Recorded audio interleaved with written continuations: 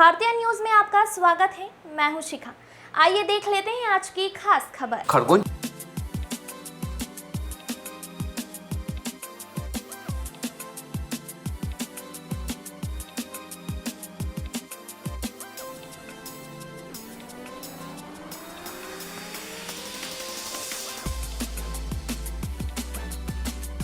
खरगोन जिले के महेश्वर में आज कैबिनेट की बैठक के बाद मध्य प्रदेश के मुख्यमंत्री डॉक्टर मोहन यादव की पीसी अहिल्याबाई की 300वीं जयंती के अवसर पर हमारा सौभाग्य है कि उनकी राजधानी में बैठक करने का मौका मिला। आज बैठक में हमने कई महत्वपूर्ण मुद्दों पर बात की है। विशेष परिस्थितियों में हमारे मंत्रीगण अपने विभाग के कर्मचारियों के ट्रांसफर कर सकेंगे और प्रदेश में 17 स्थानों पर शराबबंदी सहित 17 शराब की दुकान दूसरे स्थान पर नहीं दी जाएगी और महिला सशक्तिकरण, गरीब महिला युवा को लाभ मिले। भोपाल में 180 करोड़ का एक और सेतु बनाने की सहमति मंत्रिमंडल में हुई और मां अहिल्याबाई माता ने गरीब किसानों को कुएं से पानी लेकर प्रोत्साहित किया था। हमने भी 2 किसानों को अस्थायी विद्युत कनेक्शन 3 और 7.5 हार्स पावर पंप तक 10.5% राशि देंगे तो उनको पूरा पंप दिया जाएगा। उनकी बिजली सोलर पंप से फ्री हो जाएगी और कई महत्वपूर्ण निर्णय लिए गए हैं। रिपोर्ट टीम भारतीय न्यूज। कुछ निर्णय आज हमने और अहिल्या माता को दृष्टिगत रखते हुए किए हैं। एक तो खास करके हमारी अपनी सामाजिक समरसता की भावना का जो अहिल्या माता का भाव रहा है, इसी आधार पर डॉक्टर भीमराव सामाजिक विज्ञान विश्वविद्यालय को 25 करोड़ राशि देकर के हमने हमारी जो अंबेडकर विश्वविद्यालय महू में है, इसका विधि संकाय को और अन्य आधारभूत संरचनाओं के लिए ये राशि देने की घोषणा की है, जिस आधार पर हमारा अंबेडकर विश्वविद्यालय और अच्छा हो। आपकी सबकी जानकारी में रहेगा, डॉक्टर भीमराव अंबेडकर की जन्मस्थली महू है और हमारी सरकार भारतीय जनता पार्टी की पूर्ववर्ती सरकारों ने ही उस स्थान को एक तरह से तीर्थ स्थल के रूप में विकसित किया है।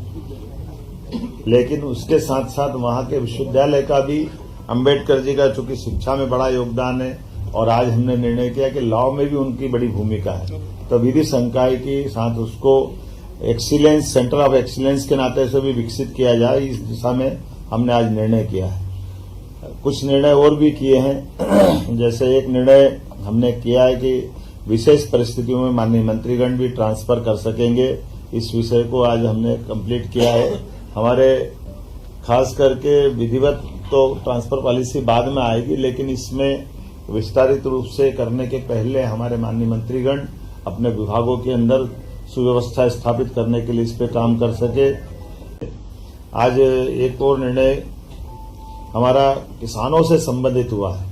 हमारी लोकमाता के जमाने में भी उनने किसानों को कुएं से पानी लेकर के खेती को प्रोत्साहन देने के निर्णय किए थे और बगीचे लगाने के लिए प्रेरित किया है। हमारी सरकार ने भी निर्णय किया कि हमारे अपने किसान जो अस्थायी विद्युत पंप के लिए अभी हम पे निर्भर रहते हैं, ऐसे लगभग 2 लाख किसानों को 3 हार्स पावर से लगा करके 7.5 हार्स पावर तक 10% की राशि वो देंगे तो उसको पूरा पंप हमारी तरफ से दिया जाएगा। एक तरह से बिजली फ्री हो जाएगी। ये बहुत बड़ा निर्णय है, जिसके आधार पर किसानों को अपने लिए खुद के सोलर पंप के माध्यम से उनको बिजली की उपलब्धता उन पे आत्मनिर्भर बनाएगी।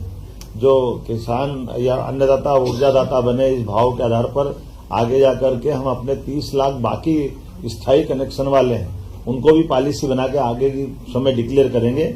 लेकिन अभी अस्थायी पंप धारकों को ये बड़ी मदद देने का आज निर्णय किया है। हमने तय किया कि धीरे धीरे करके राज्य से आगे जाकर के शराबबंदी की तरफ राज्य बढ़े। उस सिलसिले में हमने नीतिगत निर्णय लिया कि पहले चरण में जो 17 हमारे अलग अलग प्रकार के नगर हैं, उन नगर से नगर पालिका, नगर परिषद, नगर पंचायत, इनके अंदर शराब की दुकानें बंद कराएंगे और इन दुकानों को दूसरी जगह शिफ्ट भी नहीं करेंगे। ये हमेशा के लिए बंद कराने का इसमें निर्णय किया है।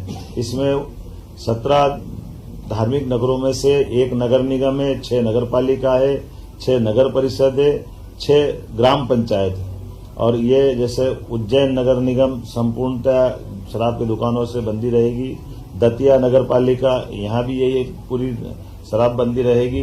पन्ना, ये भी नगर पालिका है, नगर पालिका क्षेत्र में शराब की दुकानें बंद रहेगी।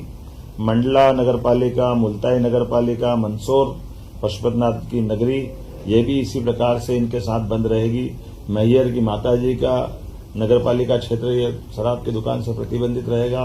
ओंकारेश्वर की नगर परिषद, महेश्वर की नगर परिषद, मंडलेश्वर की नगर परिषद, ओरछा और चित्रकूट की नगर परिषद और अमरकंटक, खास करके चित्रकूट और अमरकंटक हम सब ध्यान दें इस मामले में।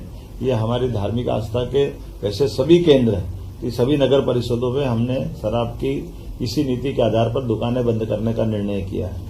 हमारी नगर परिषद के बाद ग्राम पंचायत सलकनपुर, जहाँ सलकनपुर माता का मंदिर है, इस पंचायत से भी शराब की दुकानें बंद कराएंगे।